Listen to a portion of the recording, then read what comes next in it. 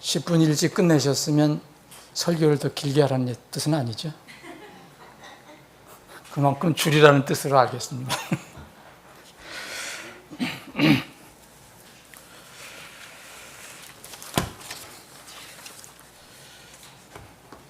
오늘 여러분 점심에 주먹밥 드시느냐고 고생이 좀 많으세요. 제가 먹어보니까 주먹밥이 굉장히 오늘 이거 하나를 다 먹으려면 한참 걸리겠다 하는 생각이 드는데, 이거는 우리 자매선교에서 여러분들의 그 건강을 위해서 김밥을 당분간 이제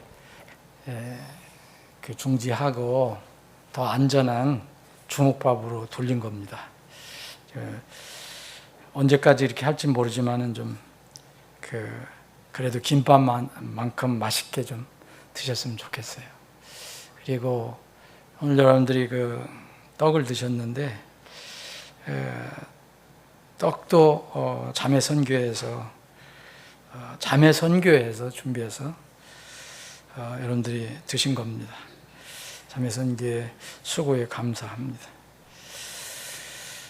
제가 지금 찬양을 같이 부르면서 제가 준비한 오후 설교 말씀이 있는데 잘 못할 것 같다는 느낌이 들어갖고, 우리 아까 231장 불렀잖아요. 저는 이 찬양을 이렇게 여러분들 자주 부르시는 거잖아요. 이 찬양을 우리가 부를 때 이 내용을 가슴에 두고 부르면 더 간절하게 그분을 좀 빨리 만났으면 좋겠다 그런 생각이 들어요.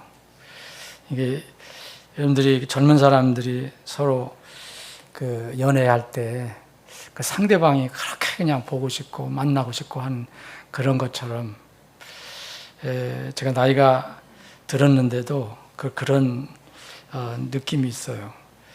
그런데 여기에 이 성경 가사에 보면 주님을 여러분들 어떻게 아시는가? 여러분들을 위해서, 나를 위해서 이렇게 십자가에서 고통을 받으셨잖아요. 그냥 십자가에서 돌아가시기 전에 죽으시고 피 흘리시고 죽으신 거지만, 그 전에 피 흘리시고 죽으시기 위해서 그 과정이 있잖아요. 그게 이제 대못을 박는 거였죠. 양 손과 그리고 발에, 그리고 마지막으로는 이 로마 병정이 옆구리에 창을 찔러서 그 창 찔린 그 구멍으로 피화물이 다 쏟아졌잖아요. 그래서 이 찬양은 우리가 이 주님 앞에 갔을 때 이게 후렴에 있는 것처럼 나의 주를 손에 못자국을 보아 알겠네, 그렇게 되어 있습니다. 사실 우리는 이게 지금은 뭐 예수님 가면 금방 알겠지 생각하지만, 지금 우리는 이 세상에서 우리에게 이렇게 심어준 그 지식을 가지고 있어요. 그래서 좋은 크리스찬 그 영화고 비디오고 그런 거를 보더라도 아주 비성경적인 것도 있지만 성경의 고증에 어느 정도 가까운 이런 것들을 봐도 여전히 우리는 시각적으로 예수님을 머리에 두고 있거든요. 이거 지우려도 잘 안 돼요. 왜냐하면 그렇게 어렸을 때 커왔기 때문에. 그래서 예수님의 모습이 꼭 왜 머리가 길고 갸름하고 또 아주 멋있게 생기고 우락부락하게 생기지 않고 미남형이고 뭐 그런, 어떤 면을 보면 약간 여성적인 그런 스타일, 그런 예수님을 생각하잖아요. 요새 유명한 그 애니메이션 한국에서 이렇게 만든 그 킹 오브 킹스, 왕들의 왕인가? 그것도 이렇게 전 보지 않았지만 뭐 미국에서 큰 히트를 쳤다고 그러더라고요. 내용도 이 성경적으로 잘 고증이 됐다고 그러는데 그거 보면 전부 예수님이 그런 모양으로 나오거든요. 근데 여러분 그 생각 가지고 가면은 막 헤맬지도 몰라요. 그분이 어디 있을까? 그래서 그 생각을 이 찬양을 지금 하면서 그 생각을 했습니다. 여러분 우리가 이렇게 그분을 우리가 이제까지 생각했던 그 시각을 가지고 어떤 우리 머릿속에 그려진 그런 형상을 가지고 그분을 만나는 게 아니거든요. 그분이 우리를 위해서 어떤 놀라운 일을 하셨는가 그걸 우리가 확인을 할 수 있는 그때거든요. 근데 그거를 주님은 지금까지도 저는 믿기로는 영혼의 시점에서는 그게 다 없어질지도 모르겠지만 어쨌든 우리가 천국에 갔을 때 주님 앞에 갔을 때 그것이 여전히 있을 거라고 저는 개인적으로 생각합니다. 왜냐하면 성경에 여러분 요한복음에 보면 여러분 부활하신 예수님을 만나는 제자들이 만나는 그때 당시 예루살렘 교회 성도들이 만나는 장면이 나오잖아요. 거기서 유명한 이 제자 중에 유명한 제자 중에 한 제자가 있었죠.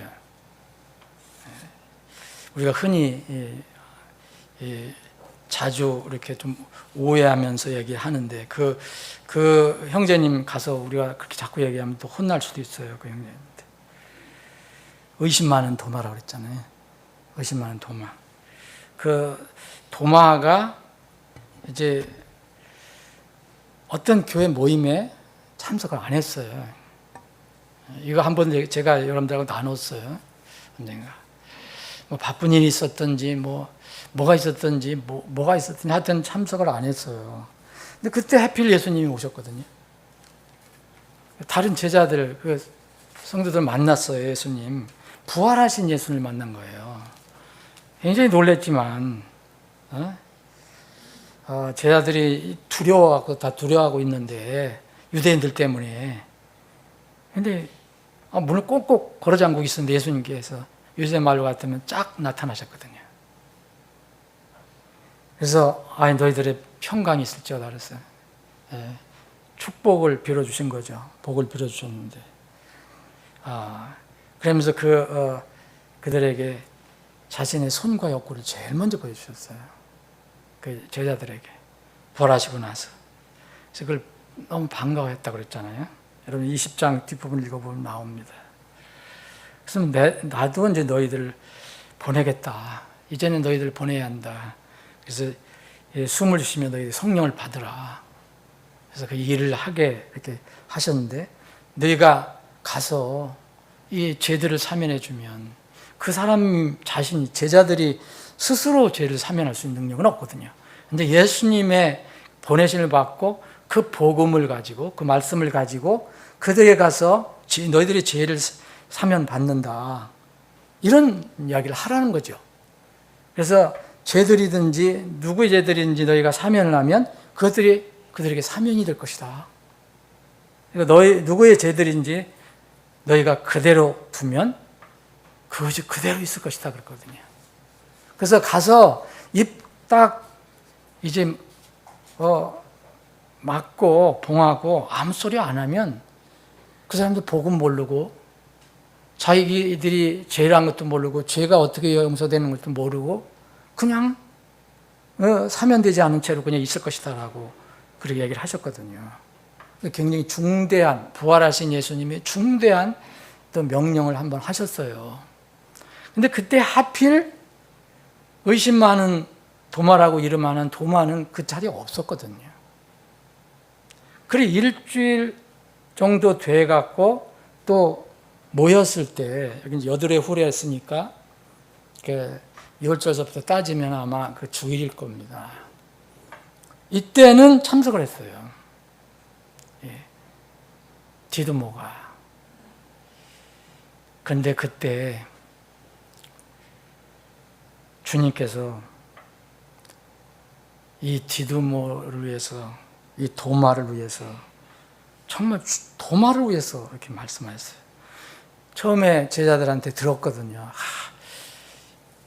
도마 형제, 디두모 형제, 당신이 안 나왔을 때 우리는 예수님이 나타나셔서 정말 그 부활하신 예수님, 우리가 막 이게 슬퍼하고 힘들고 그랬을 때 그분이 딱 나타나셔서 우리를 위해서 그 상처를 받으신 그 부분을 보여주셨다.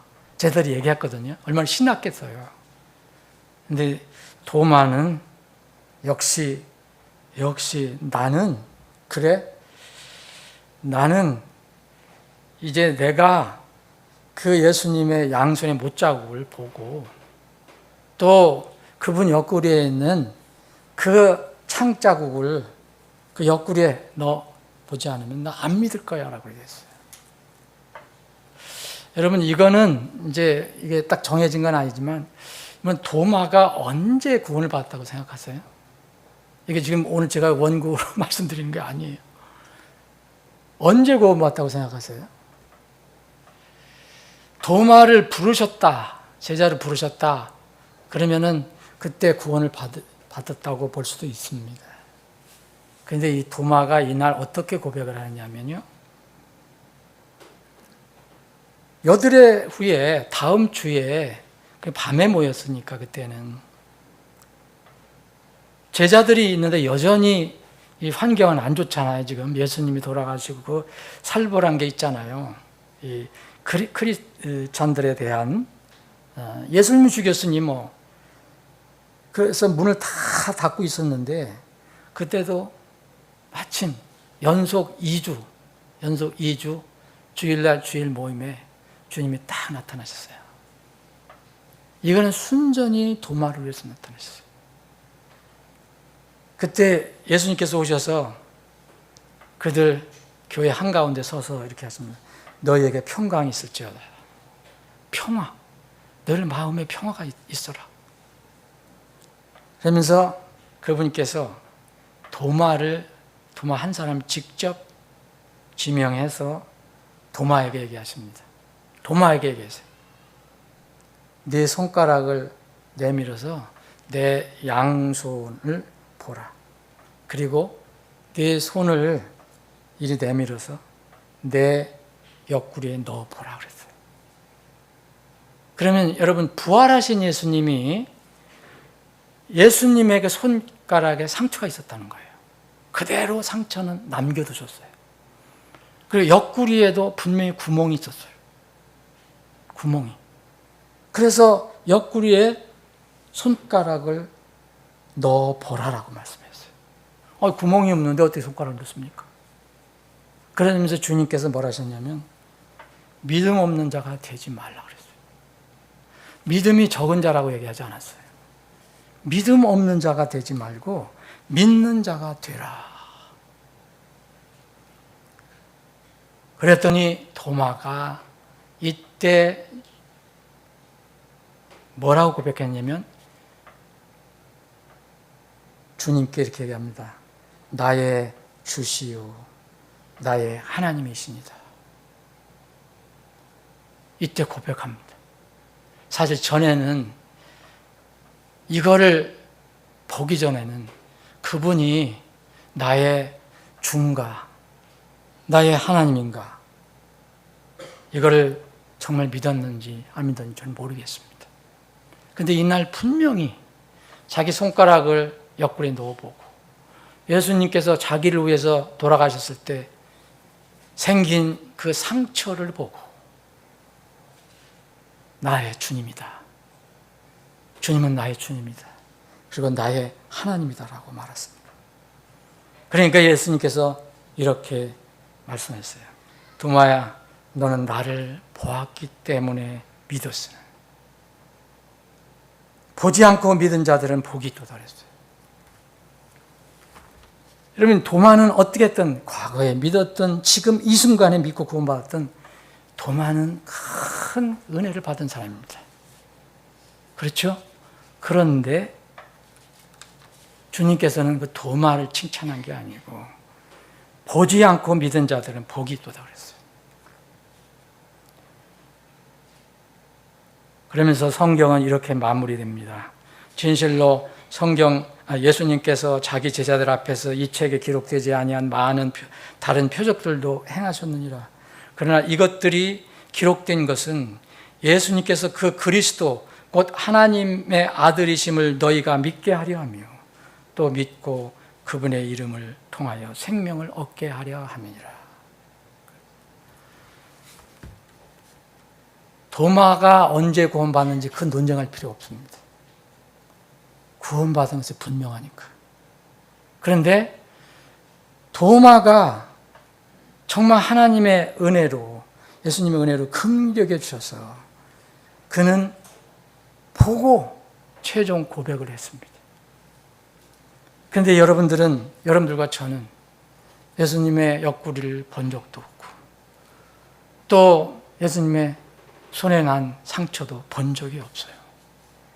그래서 오늘 이 231장 이 찬송은 아마 이 크로스비라라는 유명한 사람이 작사를 한 건데, 그래서 이렇게 작사를 하지 않았는가. 내가 나의 주를 그분의 손에 못자국을 보았을 때 알겠다. 그때 서서 우리가 이제 다 들림 받아서 주님 앞에 갔을 때, 그 많은 사람들이 모여 있을 때, 뭐 거기는 하늘에 있는 여러 가지 이 영들도 있을 거 아닙니까? 천사들도 있을 거 많이 있는데, 거기에서 예수님이 내 구주는 오직 예수님 한 분인데 그분은 어떻게 해야 할까? 바로 그거로 안다고 고백을 했습니다. 저도 믿기로는 우리를 구원해 주신 그분이 지금 우리를 기다리시면서 여전히 옆구리에 그 창자국, 구멍, 손에 또 발까지 그런 자국, 상처의 자국은 그대로 있을 것이라고 생각합니다. 다 이제 모두 모였을 때, 이제 영혼이 시작이 될 때, 그때 이제 그것도 사라질지도 모르죠. 이것은 무엇을 우리가 생각해 봐야 하느냐면, 과연 우리의 믿음이 무엇인가? 믿음을. 이 시대는 지금 세상의 가르침과 세상의 어떤 환경, 또 세상이 그렇게 여지까지 정상적으로 지내려온 것, 그런 것들을 가지고 우리의 믿음을 흔들 때가 있습니다. 그럼 우리 믿음은 어디에만 집중돼야 되느냐? 어디에만 기초를 둬야 되냐? 여러분과 제가 가지고 있는 성경입니다. 이것을 떠나면 우리의 믿음은 언젠가는 반드시 흔들립니다. 세상은 우리의 믿음을 계속 영향을 줍니다. 세상은 이런데, 세상에는 이런, 과학적으로는 이런데, 누구 논리로는 이런데, 계속 그렇게 얘기를 합니다. 지금 이 말씀은, 이 성경이 이 구시대의 이야기인데 과연 이런 걸 우리가 믿어야 합니까? 계속 이런 유혹과 공격이 있을 것입니다. 오늘 우리가 찬양을 이렇게 했을 때 여러분 어떻게 찬양 부르셨는지 모르지만, 예수님이 우리를 위해서 받으신 그 십자가의 고난, 그것 때문에 우리가 하나님 자녀가 됐잖아요. 여기서 아무도 본 사람이 없습니다. 아무도 직접 그 이야기를 들은 사람이 없어요. 부활하신 예수님께서 이렇게 다니시면서 만난 제자들 아무도 없습니다. 단 우리는 그때 상황을 그대로 기록한 하나님 말씀, 옛날부터 전해져 내려온 변함없는 하나님 말씀을 가지고 있기 때문에 우리는 그 사실을 믿고 구원을 받은 겁니다. 여러분, 다른 방법으로 구원을 받았습니까? 여러분들이 혹시 성경을 안 읽었어도 누군가 전해줬을 때 그 말이 성경에 있었기 때문에, 성경에 있는 말을 전해줬기 때문에 여러분들은 구원을 받은 것입니다. 그래서 이렇게 기록된 것은 예수님께서 그리스도고 하나님의 아들이심을 믿게 하기 위해서, 그래서 그분의 이름을 통해서 생명을 얻게 하려고 이렇게 기록해 주셨다고 말씀했습니다. 우리는 도마의 믿음을 지금 시대에 가지면 안 됩니다. 매우 위험합니다. 이걸 가지려면. 눈에 보이는 거, 그리고 과학적으로 증명된 거, 이런 것만 가지고서 믿으면 정말 어렵습니다. 아침에 재해에 대해서 자연을 통제하시는 분 누군가, 결코 사람이 아니다. 이건 살아계신 하나님, 창조주 하나님이시라는 것을 말씀을 나눴습니다. 근데 더 무서운 어떤 이 징조가 있다면, 그것은 세상이 자꾸 하나님을 대적하는 자리로 옮겨간다는 거예요. 이 정도가 점점 심각해집니다. 기독교인이라는 사람들도 하나님 말씀을 무시하고, 이 성경 말씀을 무시하고, 성경이 어떻느니 이건 우리에게 해당이 안 되느니, 또 이것만 필요하니, 여러 가지, 아니 이거는 이렇게 해석을 해야 되느니, 다양한 방법으로 하나님의 말씀을 무시하고 세상을 지지하는 쪽으로 흘러가고 있습니다. 여러분, 우리는 미국에서 일어난 일을 가장 많이 잘 알게 돼 있어요. 이렇게 관련이 있는 나라이기 때문에. 근데 요새 저는 자주 이렇게 그걸 보는 저희가 아닌데, 그래도 뭘 하다 보면은 떠요. 저기에 인터넷에 떠버려요. 근데 보면은 내가 본 건데, 이런 뉴욕 시장을 언제 뽑는지 모르지만 뉴욕 시장 지금 선거 있잖아요. 여러분 아시죠? 뉴욕 시장. 관심이 없으시면 모를 거예요. 뉴욕 시장인데, 뉴욕 시장이 왜 중요하냐면, 뉴욕이 전 세계 핵심 도시, 어떤 수도라고 얘기하잖아요. 세계의 수도라고 얘기하잖아요. 인구도 엄청나게 많고.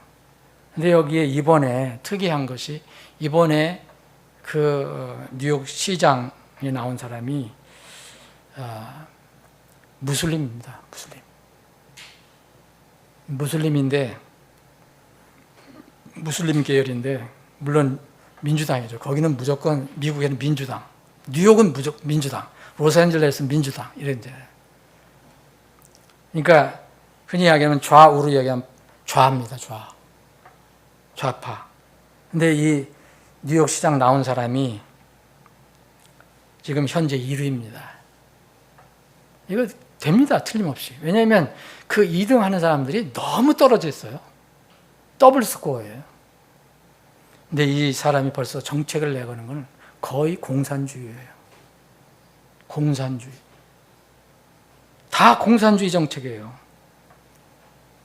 그리고 동성애를 적극적으로 지지하고 보호하겠다 선언했어요. 이게 지금 대통령하고 다른 거죠. 대통령은 지금 성이 2개밖에 없다. 그런데 이 동성애 지지하는 사람들은 성이 수십 가지를 지금 나누거든요.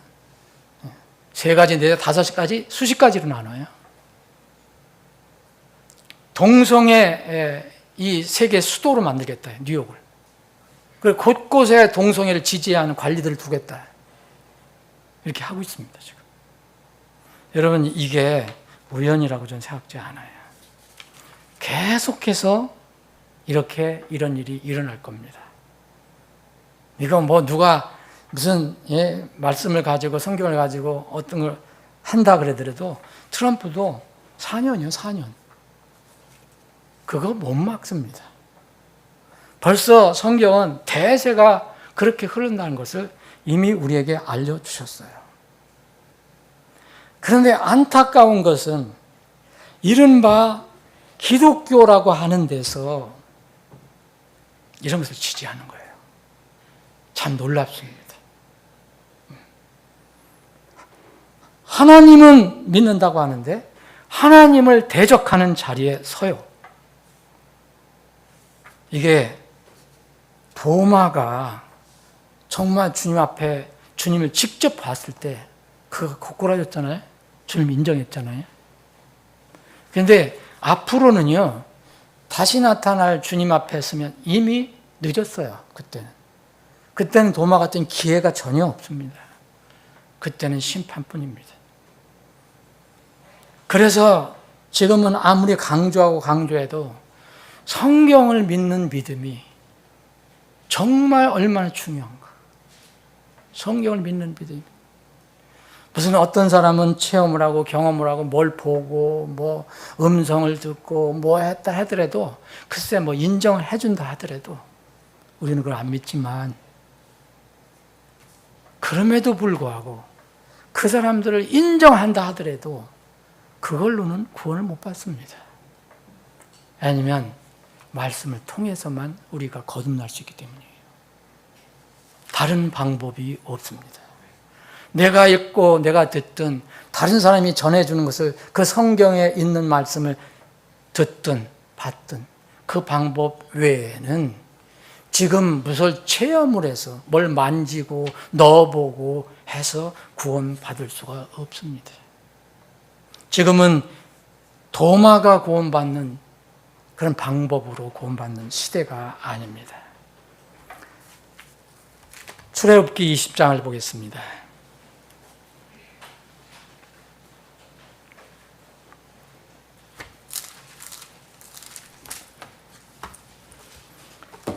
출애굽기 20장은 잘 아시는 것처럼 이른바 십계명을 기록한 겁니다.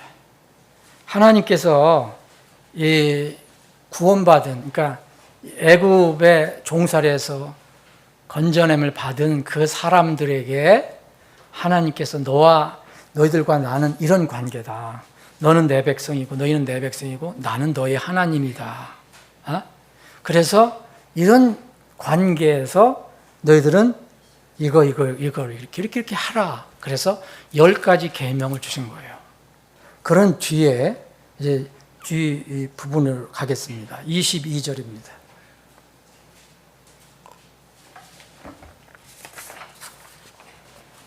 주께서 모세에게 이르시되 너는 이스라엘 자손에게 이같이 이르기를 내가 하늘에서부터 너희에게 말한 것을 너희가 보았느니라. 자, 너희가 보았느니라 지금 말씀하실 때 그 앞에 여기까지 내용을 얘기합니다. 다시 1장을 볼까요? 하나님께서 이 모든 말씀으로 말씀하시되 나는 너를 이집 땅 곧 속박의 집에서 데리고 나온 주 너의 하나님이니라. 너는 내 앞에 다른 신들을 두지 말라. 1계명서부터 시작이 되죠. 쭉 이렇게 하나님께서 이스라엘 백성을 건져냈다. 나는 너희들 구원한 하나님이다. 이런 관계에서 명령을 주신 겁니다. 그러면서 이제 10계명까지 여기 17절이 이제 10번째 계명이죠. 10번째 계명까지 주시고 이제 22절 주께서 모세에게 이르시되 너는 이스라엘 자손에게 이같이 이르기를 내가 하늘에서부터 너희에게 말한 것을 너희가 보았느니라. 지금 다 보고 들었습니다. 시내산에서.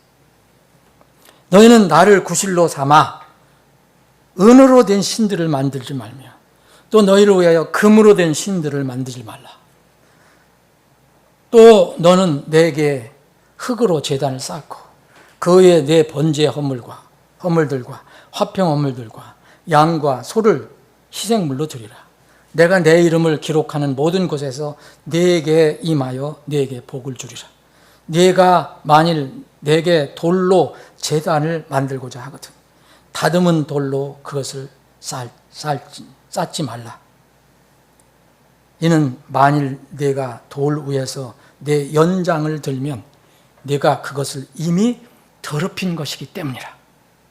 너는 계단으로 내 제단에 오르지 말지니 이것은 내 벌거벗음이 그 위에 드러나지 않게 하려 함이니라 하셨더라. 아버지 하나님, 오후에 잠시 저희들이 모여서 또 말씀을 나눕니다. 주님, 하나님께서 주신 이 말씀 우리 인간의 힘으로는, 지혜로는 다 이해할 수 없습니다. 우리를 구원해 주신 하나님께서, 내주하신 성령 하나님께서 이 말씀을 이해하도록 도와주시고, 그리고 이해하는 대로 이 모든 말씀이 우리 각자에게 우리가 살아가는 데 필요한 영적 생명, 그리고 영적 음식, 영적 자양물이 되게 해 주옵소서. 예수님의 이름으로 기도합나이다. 아멘. 말씀하셨잖아요. 앞에 우상에 관해서는 1계명, 2계명, 3계명, 4계명까지 사실 우상과 하나님 관련된 거거든요. 다시 우상에 대해서 말씀하세요. 이건 이제 모세에게 직접 말씀하십니다. 하나님의 어떤 이름으로 하나님을 핑계 삼아서 뭐를 만들지 말라는 거죠. 은으로든 금으로든. 그리고 또 하나 가르쳐 주는 것은 이제 이렇게 너희들이 구원받은 하나님의 백성이지 않냐, 출애굽 했지 않냐, 이집 땅에서 속박이 집에서 내가 너희들을 데리고 나왔다. 나는 너희들이 주 하나님이다. 그러면은 이때 하나님께 이제 경배가 시작이 됩니다. 사실 구원부터 사실 예배가 시작되는 거죠. 구원받기 전에 예배는 예배가 아닙니다. 영과 진리 안에서 예배드리는 것은 구원받을 때부터 시작이 됩니다. 그 전에는 그 예배라고 보기는 어렵고 주님을 찾는 거라고 볼 수 있습니다. 그래서 이때는 광야 생활을 하는 때거든요. 지금 이스라엘이 광야 생활을 끝나고 가나안 땅에 들어가면 거기에 정착된 곳에 이제 성막을 짓고 또 성전을 짓습니다. 근데 여기는 그게 아닙니다. 여기는 계속 광야 생활을 해야 돼요. 출애굽하고 나서 바로 가나안 땅에 들어간 게 아니잖아요. 그때를 생각하셔야 됩니다. 그래서 이 모세에게 얘기합니다. 흙으로 제단을 쌓아라. 내게 쌓아라 그래요. 이건 뭐냐면 너희들은 구원받은 하나님의 백성이라면 하나님 경배할 대상이 생겼다. 하나님께 경배하라 이거죠. 제단을 왜 쌓습니까? 단을 왜 쌓습니까? 그래서 너희들이 지금은 이렇게 드리지 않지만 번제헌물, 화평헌물, 희생물을 하나님께 드리는 겁니다. 이스라엘은 그게 옛날에 예배, 우리 같으면 예배였습니다. 물론 구원의 그 예표이기도 했지만, 여러분 그 번제헌물은 완전한 구원의 예표, 예수님이 완전히 다 타서 잿밖에 남겨지지 않은 것을 드러내는 거거든요. 근데 음식 헌물은요 그대로 살아있어요.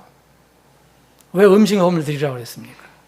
우리가 어떻게 하나님께 예배를 드려야 하는가, 이스라엘 백성이 어떻게 예배해야 되는가, 이것도 한번 나중에 살펴볼 겁니다. 화평 헌물, 양과 소를 희생물로 드리라고 그랬어요. 이건 뭐냐면 이제는 너와 나 사이에는 이런 관계가 성립됐다. 사람 쪽에 말하면 경배 대상이 이제 정해진 겁니다. 그래서 단을 쌓으라고 하셨어요. 그래서 내가 내 이름을 기록하는 모든 곳에 내게 임하겠다. 그리고 복을 주겠다. 이때부터 모세는 하나님과 경배가 시작이 된 겁니다. 그런데 혹시 내가 흙이 아니라 돌로 쌓고 싶다 그러면, 그 주위에 돌이 있어서 돌로 쌓고 싶다면 딱 하나 명령을 주셨어요. 단서를 주셨어요. 돌로 쌓고자 하거든 다듬은 돌로 쌓지 말라 그랬어요. 다듬은 돌로. 우리 같으면 다듬은 돌로 할 것 같은데 징으로 잘 쪼개서, 그리고 뭐예요? 그 그라운딩이잖아요. 막 그라운드로 다 잘 다듬어서 할 것 같은데 다듬은 돌로는 쌓지 마라 그래요. 만약 내가 돌 위에서 내 연장을 들면 이미 내가 그것을 더럽힌 거야. 더럽게 한 거야. 나한테 더러운 걸 내놓지 마라. 이 얘기거든요. 단까지도 그렇게 얘기했어요. 그러시면서 26절에는 만약 네가 흙단을 쌓든 돌제단을 쌓든 이렇게 올라올 때 계단을 만들어서 계단으로 올라오지 말라고 있습니다. 여러분 이걸 왜 이렇게 하셨다고 생각합니까? 그래서 인간의 더러움과 연결이 된 겁니다. 조금 전에도 돌에 네가 어떤 도구, 연장을 대면 이미 그게 더러워졌어. 더러운 거 나한테 내놓지 마. 그거는 예배가 아니야 이런 뜻입니다. 그렇죠? 그래서 흙으로 단을 쌓아라. 이때 당시는 광야 생활이었기 때문에 여기서만 계속 예배드릴 수가 없었어요. 계속 움직여야 합니다. 그럴 때 하나님께서 그러나 하나님과의 관계는 계속되어야 됩니다. 어디 가서든지 단을 쌓는다면 흙으로 쌓을 수 있게 하셨어요. 흙으로 쌓으면은 그 흙으로 쌓아서 그래서 하나님께 사실 단은 꼭 쌓아야 되는 건 아니지만 그런 뜻이에요. 우리가 제단이라고 흔히 얘기하잖아요. 이 제단을 쌓을 때 흙으로 쌓으면은 거기서 하나님께 경배하고 떠나도 흙은 어떻게 됩니까? 나중에 사실 없어집니다. 근데 돌은 잘 다듬어서 잘 맞춰서 딱 해서 해놓으면 그거는 오래 가요. 없어지지 않아요. 그러면 또 혹시 돌아다니는 사람들이 그거를 어떤 기념물로 삼고서 우상화할 가능성이 있는 거죠. 아주 하나님께서는 이런 걸 아주 진짜 섬세하게 이런 것을 명령해 주신 것을 볼 수 있어요. 여러분 바벨탑 아시죠? 바벨탑은 어떤 보이는 것을 정교하게 만들어 올려서 그걸 기념물로 삼는 거예요. 하나님이 싫어하는, 하나님 대적하는 일이에요. 성경에 나오지 않았더라도 역사적으로 온 세계를 돌아봐도요. 지금 남은 유물을 보면요. 다 멋있게 남아있는 유물 있죠. 돌로 쌓은 거. 이것은 다 흙으로 쌓은 게 아닙니다. 전부 그게 남았어요. 이집트의 스핑크스. 이런 거 보세요. 또 이 멕시코 이런데 곳곳에 그들이 말하는 아름다운 신전이 있잖아요. 거기에 뭐가 신이 있는 것처럼 우상화한다는 거죠. 하나님께서는 그 광야 생활할 때는 이걸 금하셨습니다. 물론 이스라엘도 한 자리에 있을 때는 성전을 짓게 하셨어요. 여기와는 다른 것이죠. 근데 제단을 흙으로 쌓는 것하고 돌로 쌓는 것 또 차이가 뭐 있습니까? 흙은 인간의 있는 그대로의 모습입니다. 돌도 만약 있다면 돌도 때로는 돌이 인간으로 보일 때가 있어요. 베드로도 돌이었습니다. 그런데 반석은 아니었어요. 근데 돌을 인간이 어떤 기교로 자기 힘으로 자기 지식으로 지혜로 다듬으면 하나님께서 이미 그것을 더럽다 여기세요. 이것은 인간의 종교를 의미합니다. 절대 종교로는 하나님께 나갈 수 없습니다. 하나님께 있는 그대로 나가서 말씀으로 새 삶을 얻는 거예요. 대부분 이렇게 다듬은 사람들, 하나님 만나기 전에 다듬는 사람들 있잖아요. 이건 다 종교로 다듬는 사람들은 끝내 하나님 못 만납니다. 복음서에 나와 있는 유대인들이었어요. 얼마나 제사장들, 서기관들, 장로 얼마나 아름답습니까? 겉으로는. 그런데 회칠한 무덤이라고 했어요. 주님께서. 독사의 세대더라 그랬어요. 근데 왜 돌을 쌓든 흙으로 쌓든 또 경배할 때 계단으로 올라가지 말라고 했어요. 여러분 높은 데 올라가면 계단을 만들어서 가야지 어떻게 해요. 요새 같은 뭐 엘리베이터가 있습니까? 어디가 있습니까? 근데 흙으로 쌓으면, 여러분 흙으로 쌓으면요, 사실 사람 길어야, 아니 높아야 사람 크기보다 높지 않다고 합니다. 그럼 다 우리 뭐 허리 정도. 계단으로 이 재단에 올라가지 말라 했어요. 아름답게 쌓아놓고 거기서 계단으로 올라가지 말라는 거예요. 이유를 주님께서 분명히 말씀하셨어요. 뭐라고 했습니까? 이것은 내 벌거벗음이 그 위에 드러나지 않게 하려니라. 자, 돌을 다듬어서 연장을 대갖고, 벌써 도구를 대갖고 다듬어갖고 하나님께 가는 거, 더럽다. 더러운 거다. 그리고 계단으로 제단을 올라오지 마라. 제단에 올라가는 이유는 뭡니까? 하나님께 경배한다는 차원이잖아요. 하나님께 번제음을 드리고 화평음을 드리고 희생물을 드린다는 뜻 아니에요. 그런데 하나님은 이렇게 말씀하세요. 모세에게 너 계단으로 올라오면 너 벌거벗음이 드러나. 그러시면서 그렇게 오지 마. 왜냐하면 내가 벌거벗음이 내 앞에서 드러나지 않게 하기 위함이라고 말씀해 주셨습니다. 여러분, 이게 무슨 뜻입니까?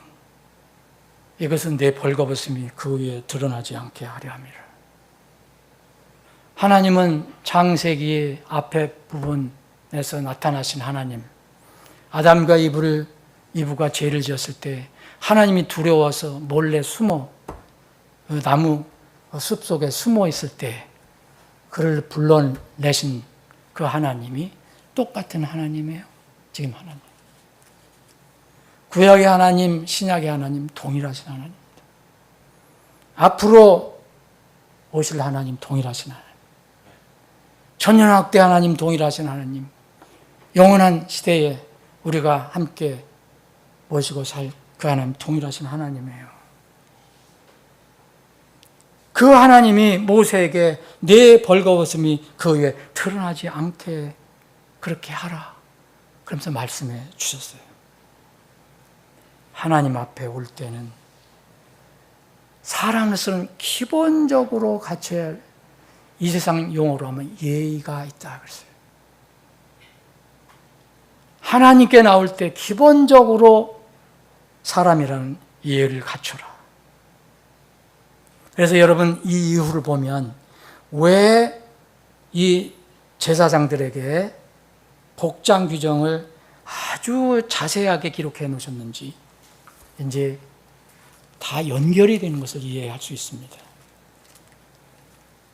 출애굽기 28장을 보면 이 제사장들 하나님께 나와서 예배를 드리고 그때 당시는 이제 백성들의 죄를 대신 이제 고하고 하는 그런 역할, 물론 자기 죄도 마찬가지지만 그 제사장들이 어떻게 갖추고 나에게 와야 될 것이냐, 그것을 쭉 설명한 내용들이 너무 길고 자세하게 기록이 되어 있어요.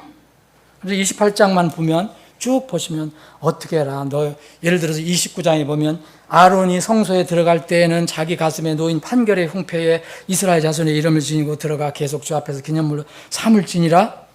그리고 35절에 보면 또 아론이 섬기기 위하여 그것을 입을 것이며 그가 주 앞에 성소에 들어갈 때와 나올 때 그 소리가 들리게 할지니 이것은 그가 죽지 않게 하려 함이라.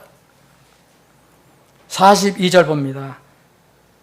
또 너는 그들을 위해 이제 아마로 반바지들, 이 모세에게 명령합니다. 아마로 반바지들을 만들되 그것들이 허리에서부터 넓적다리에까지 이르게 하여 그들이 벌거벗음을 덮게 할지니라. 아론과 그의 아들들은 회중의 성막에 들어갈 때나 제단에 가까이 와서 성소에서 섬길 때에 그것들을 입을지니 이것은 그들이 불법을 담당하여 죽지 않게 하려 함이니라. 그것은 그와 그의 뒤를 이을 그의 씨에게 영원한 법규가 될지니라. 그의 씨에게 영원한 법규가 될지니라. 여러분, 제사장들, 아론 계열이 이제 다 제사장이 되잖아요. 그 제사장들이 하나님께 나갈 때 이 옷들, 그 입는 것들이 얼마나 자세하게 기록됐는지 몰라요. 우리는 도저히 저런 걸 이 시대에는 맞지 않을 거라고 얘기하죠. 근데 아론 제사장들은 그렇게 했습니다. 그러면서 온통 몸을 다 감싸고 있었는데도 또 하나님께서는 오늘 42절 43절인 것처럼 반바지라서, 여기 반바지라면은 여러분 우리가 지금 입는 반바지 아닙니다. 6, 7부 정도 되는 반바지예요. 이 무릎을 완전히 감싸는 그런 거예요. 그래서 허리에서부터 넓적다리까지, 넓적다리는 이 무릎이 있는 데까지 다 넓적다리라고 하잖아요. 이렇게 해서 그것을 덮으라는 거예요. 하나님은 그렇게 말씀합니다. 그들의 벌거벗음을 덮게 할지니라. 여러분, 아론 제사장이 정말 이 시대처럼 그렇게 벌거벗었나요? 그런 개념입니까? 절대 아닙니다. 하나님과 우리 생각은 다릅니다. 하나님과 세상 생각은 달라요. 전 세계적인 이상기후, 자연재해와 함께 아침에도 말씀드렸던 또 하나 마지막 징조가 있어요. 이거는요, 사람들이 점점 말씀드린 대로 하나님을 대적하는 장소로 가는 거예요. 근데 어떻게 대적하냐? 말씀을 무시하는 거예요. 말씀 무시하면 반드시 세상 것이 기준이 됩니다. 내 생각이 기준이 돼요. 이미 배우고 가르친 것만 기준이 돼요. 이것을 하나님께서는 타락이라고 얘기합니다.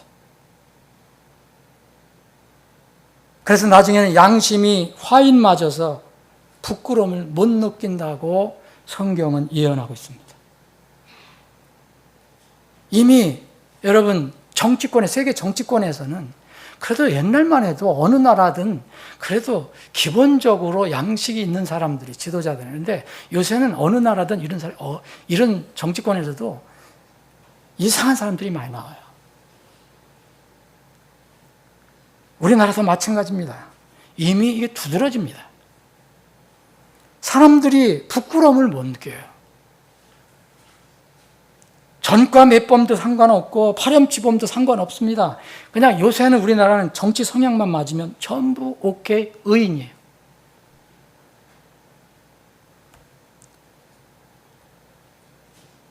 혹시 그러면 또 정치적인 얘기한다고 그러실까 봐 다른 얘기 하겠습니다. 제가 최근 누구 지인 때문에 카페를 간 적이 있어요. 그런데 제가 얼굴을 들지 못했습니다. 저는 못 들겠더라고요. 젊은 남녀가 들어오는데 정말 말 그대로 우리 아이들이 있어서 참 야기하기도 그런데, 완전히 여자는, 젊은 친구는 그 속에 있는 것들이 그대로 노출되는 초미니스커트를 입었어요. 그냥 보여요. 저는 얼굴을 못 들었어요. 근데 세상 사람들은 당연한 것처럼, 자연스러운 것처럼 생각을 합니다. 날이 하도 더우니까 어느 회사는 복장 규정을 바꿔서 남자 직원이든 여자 직원이든 모두 허벅지가 드러나는 반바지 착용을 하라고 바꿨어요. 남자 직원, 여자 직원이 함께 모여서 허벅지가 드러나는 그런 반바지를 입고 일도 하고 차도 먹고 같이 지냅니다.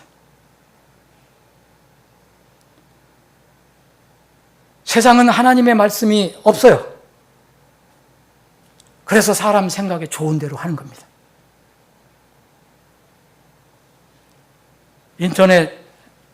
어떤 인터넷을 제가 봤는데 교회에 초미니 스커트 핫팬티를 입고 오는 사람에 관해서 쓰여졌던 거예요. 본인이 자기가 그렇게 과거에 입고 갔었다. 그러면서 교회는 사랑이 있으니까 이런 거를 지적하지 말고 포용해야 된다. 그런 투였어요.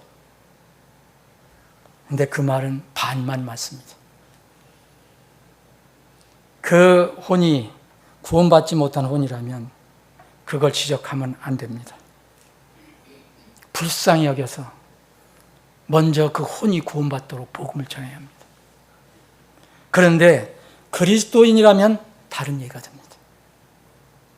그리스도인이 이렇게 정말 구원을 고백한 사람이 이렇게 교회에 이런 것을 입고 오면은 이거는 정말 큰 문제입니다. 여러분, 오늘 말씀을 구시대의 잔존물의 말씀이라고 여러분들 말할 수 있습니까? 하나님께서 직접 말씀하셨는데 너 계단으로 내 제단에 오르지 마라. 이것은 네가 벌거벗은 거야. 모세가 이 시대에 그런 사람들처럼 옷을 입은 게 아닐 겁니다. 그런데도 하나님께서는 그 뒷모습에 혹시 계단을 통해서 올라올 때 네가 제사장들이 입은 것처럼 그렇게 해서 감싸지 않은 부분이 있다면 너는 벌거벗은 거야. 세상의 기준은 지금 나체라면은 옷을 벗고 정말 무슨 목욕탕이나 아니면 수영장이나 아니 해변가 거기에 가서 그렇게 입는 것만 나체라고 얘기할 수도 있겠죠. 하나님의 기준은 전혀 다릅니다. 이거를 이 시대는 인정을 안 하려고 그래요. 교회들도 이것을 구시대의 유물로 자꾸 얘기를 합니다. 하나님 슬프실 겁니다. 하나님은 변하지 않으신 분이에요. 분명히 제사장들에게 아마 반바지를 만들어 입으라고 하신 것은 그들의 벌거벗음을 덮기 위해서 하라고 하셨습니다. 제사장들은 분명히 몸을 감싸는 긴 옷을 입어야 합니다. 이 복장 2장에 보면 그렇게 되어 있습니다. 그런데 제사장은 늘 하나님께 서는 사람입니다. 하나님께 선다는 것은 예배를 의미합니다. 이렇게 하나님의 말씀대로 하지 않는 것, 세상의 기준으로는 정상이라고 보통이라고 하는 것으로 나아가는 것은 하나님을 모욕하고 무시하는 겁니다. 그리스도인이라면 그렇다는 겁니다. 더군다나 예배에서 다른 이들의 본이 되는 그런 사람들은 더 말할 것도 없습니다. 이교도들 바알부올 숭배자들은 흔히 몸을 드러내고 벌거벗은 채 예배했습니다. 이게 특징입니다. 이교도들 그 예배 드릴 때는 보면 그들이 말하는 그 예배를 드릴 때 보면 전부 거의 옷을 벗었어요. 그래야 그 신들이 좋아한다고 여기기 때문입니다. 이 풍습이 그렇게 하나님께서 이스라엘에게 강조해서 말씀하셨는데 이 풍습이 이스라엘에 들어왔어요. 여러분 출애굽기 32장에 나와 있는 그 내용 아실 겁니다. 모세가 하나님의 명령을 받고 산에서 내려왔을 때 그 밑에서 그거 못 참고 기다리지도 못하고 막 그러던 그 이스라엘 백성이 모세 이제 안 나타난다. 그래 남아있는 이제 이 남아있는 그 형에게 부탁을 합니다. 우리를 인도한 그 송아지를 만들어 달라고. 신을 만들어 달라고. 그래서 그것을 만들었잖아요, 아론이. 막 내려오는데, 산에서 내려오는데, 뭐가 밑에서 엄청 소리가 나는 거예요. 막 즐거운 소리도 같고, 우는 소리가 같고. 근데 이게 즐겁게 춤추는 소리라는 거죠.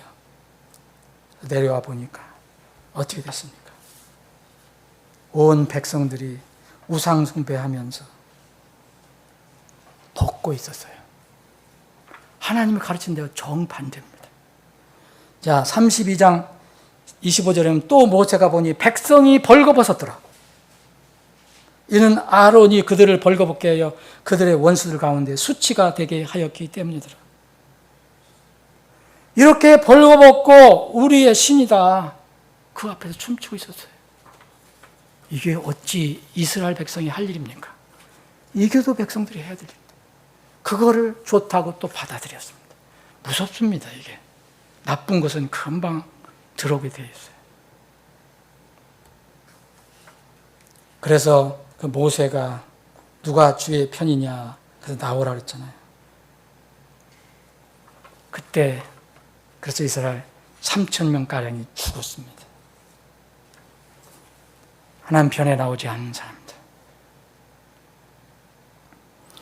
여러분, 우리는 흔히 성경을 가지고 있고 말씀을 배운다고 하고 말씀을 믿는다고 한다고 하나님 믿는다 하지만 어떤 때는 세상의 기준이 우리를 인도해요.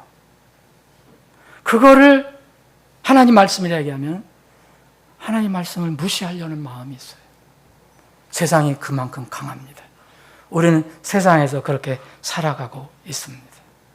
그러나 변함없습니다. 하나님께서는요, 이거에만 관해서 사람이 뭐가 벌거벗은 거냐에 관해서만 얘기해도 한 번도 변함이 없으십니다. 구약이나 신약이나 변하지 않아요. 특히 요한계시록에 여러분, 예수님께서 어떻게 오십니까? 우리는 어떻게 주님 앞에 섭니까? 하얀 세마포로 다 입고 주 앞에 섭니다. 이사야서 47장에 보면 세상 기준과 하나님의 기준을 이사야 예언자도 우리에게 알려줬어요.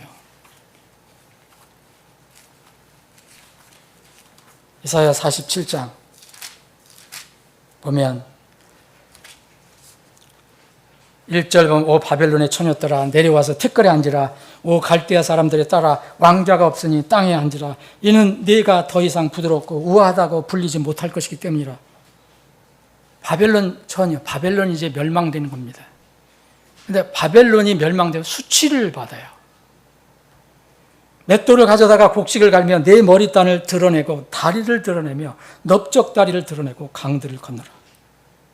3절 내 벌거벗음이 드러나고 참으로 내 수치가 보이리라. 여러분, 이 기준은 하나님의 기준은 여기뿐만이 아닙니다. 에스겔에도 나오고 호세에서 나오고 하박국에 나오고 신약에서 이 고린도 교회에서도 나오고 하나님은요 무릎의 허벅지가 보이는 것을 벌거벗었다고 얘기합니다. 하나님의 기준은 바뀌지 않습니다. 우리가 개인적으로 혼자 있거나 가정에 있거나 그건 발가벗고 있든지 많이 입고 있든지 무슨 상관이 있습니까? 이것은 하나님께서 이스라엘 백성에게 말씀하신 겁니다.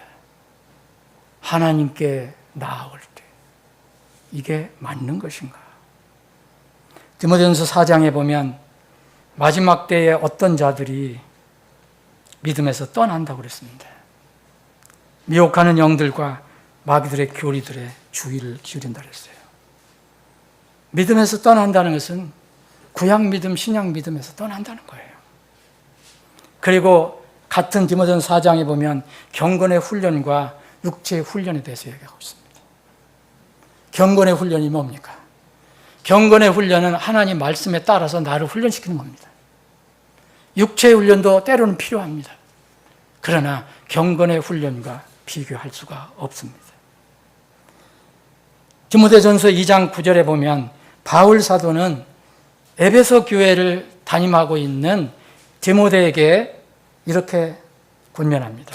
형제들은 손을 들어서 기도하는 것을 가르치고, 자매들에게는 단정한 옷으로 꾸미되 수줍음과 맑은 정신으로 하고 그랬습니다. 여기 단정한 옷과 수줍음은 연결됩니다. 수줍음이라는 말은 영어를 보시면은 얼굴에 부끄러움을 가지고 있는 그런 태도라는 거예요. 얼굴에 부끄러움을 가지고 있는 태도. 그 수줍음과 맑은 정신으로 하라고 했습니다. 근데 이 시대는 어떻습니까? 이미 이것을 넘었습니다. 세상은 우리가 말릴 수 없습니다. 그러나 구원받은 사람은 주님의 말씀을 따라야 합니다. 우리 교회에 대해서 그렇게 이야기하는 사람이 있습니다. 그러나 그런 거 하나님 말씀에 비춰봐서 여러분 정말 하나님 말씀이라면 그런 거 아무 상관없습니다. 그게 아무리 공격을 하고 욕을 해도 우리는 하나님 말씀을 떠나서 살 수 없습니다. 하나님께서 기뻐하시는 것은 우리가 끝까지 가야 합니다. 세상에서 취하면은 옷을 벗고 몸을 드러낸다고 나와 있습니다. 예레미야 4장에 보면. 그런데 요한복음 21장에 부활하신 예수님을 베드로가 만났을 때, 베드로는 옷을 벗고 있었을 때, 위통을 벗고 있었을 때 예수님을 뵙자마자 예수님이라 알고 벗고 있다가 옷을 입고 예수님 앞에 나갔습니다. 요새 소위 연예인들, 예술인들 외모 복장 보십시오. 정말 눈으로 보기 어렵습니다. 우리 아이들 정말 가르치기 힘든 세대가 왔어요. 그냥 평범한 광고에도 그런 걸 띄웁니다. 그냥 어떻게든지 몸을 밖으로 드러내는 그런 모습입니다. 조금이라도 더 드러내려고. 주님은 조금이라도 더 가리라고 말합니다. 몸의 곡선 그대로 드러내려고 하는 옷차림. 이건 여자에게만 해당되는 게 아닙니다. 남자도 동일합니다. 다만 여자보다 덜 위험하다는 것뿐입니다. 남자에게도 하나님은 철저하게 경건하게 입도록 명령하십니다. 그 제사장, 남자 제사장들입니다.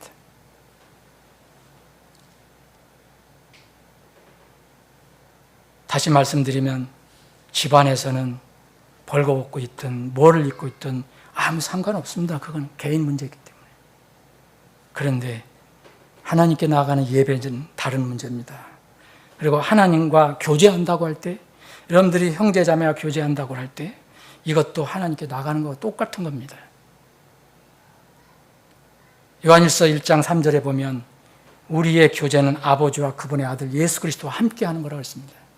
여러분들 교제할 때, 형제자매들 교제할 때 우리끼리만 교제한다고 생각하면 그건 이미 교제가 떠난 겁니다. 거기에는 하나님, 예수 그리스도가 계십니다. 그게 진정한 교제입니다.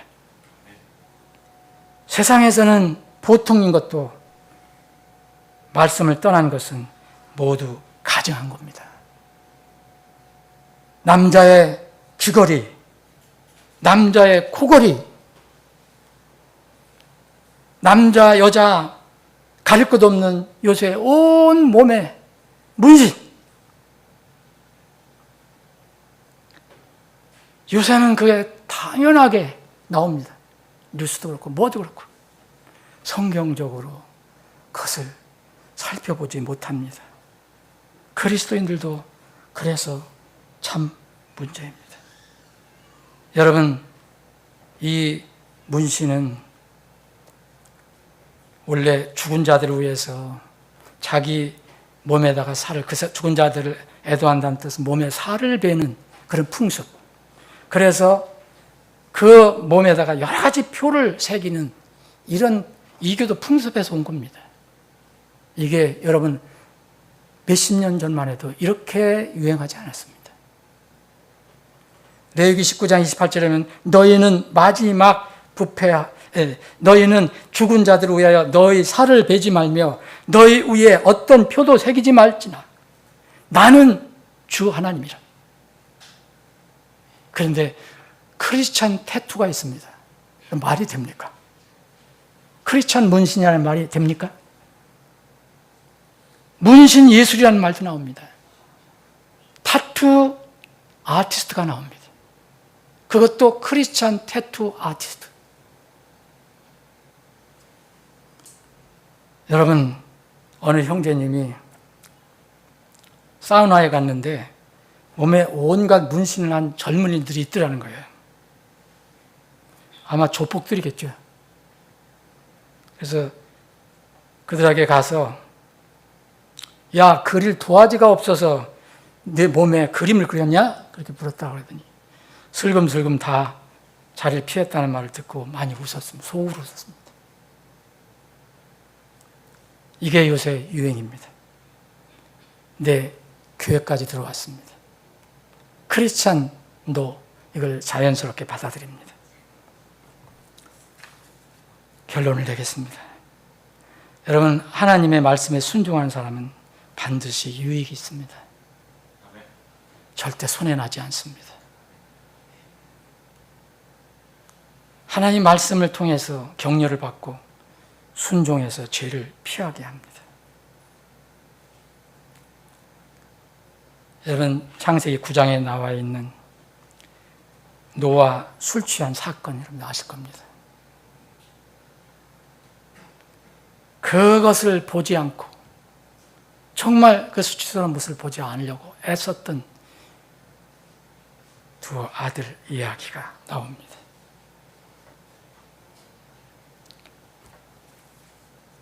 정말 영적으로는 거의 미쳐가는 세상입니다. 이런 세상에서 우리는 어떻게 살아갈 것인가? 우리는 한시적으로 이 세상에 삽니다. 하나님 나팔 소리 나면 이 삶은 거기서 이제 종결이 됩니다. 이 한시적인 삶 속에서 우리는 어떻게 살 것인가?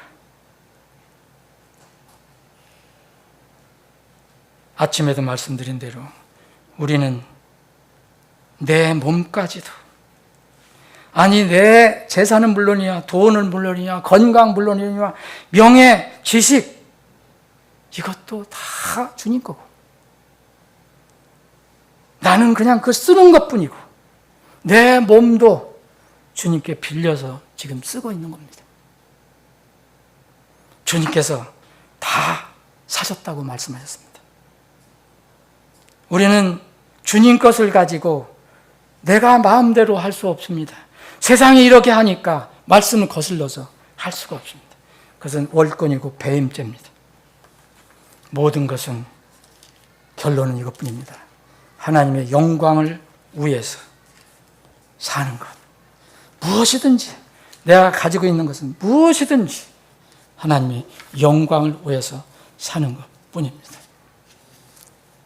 부디 우리가 가지고 있는 모든 것, 우리 교회가 가지고 있는 모든 것, 하나님께 주신 모든 것, 하나님의 영광을 위해서 쓰이기를 주님의 이름으로 축원합니다.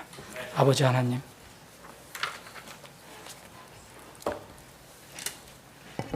우리는 세상이 어떻게 돌아가도 하나님 말씀이 있습니다. 그래서 변하지 않은 하나님 말씀을 붙들고 갑니다. 그러나 이 말씀을 붙들고 갈 때 세상의 유혹도 크고 세상의 공격, 비난도 크기 때문에 때로는 저희들이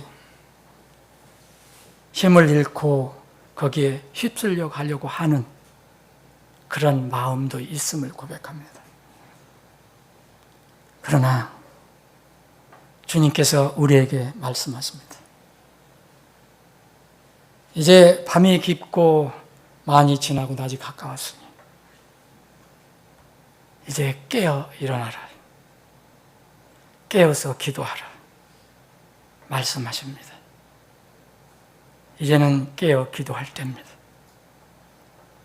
우리에게 이 믿음을 주십시고, 세상이 어떻게 하든 우리 교회는 말씀을 붙들고 주님만 바라보며 주님의 명령을 신실하게 수행하는 그런 교회가 되기를 원합니다. 그런 교회가 되도록 주님 저희들에게 힘 주시고 인도해 주시옵소서. 주님, 아픈 지체들이 있습니다. 우리 힘으로 어찌할 수 없습니다. 우리가 할 수 없을 때 주님은 하실 수 있습니다. 우리에게는 기적이지만 주님은 기적이 없습니다. 말씀 한마디로도 하실 수 있습니다. 일으켜 세워주시고 치료해 주시고 회복시켜 주시옵소서. 우리 또 각자 흩어져 가면은 각 처소에서 주님과 동행하는 평안한 안식의 시간이 되도록 인도해 주옵소서. 거룩하신 예수님의 이름으로 기도합나이다.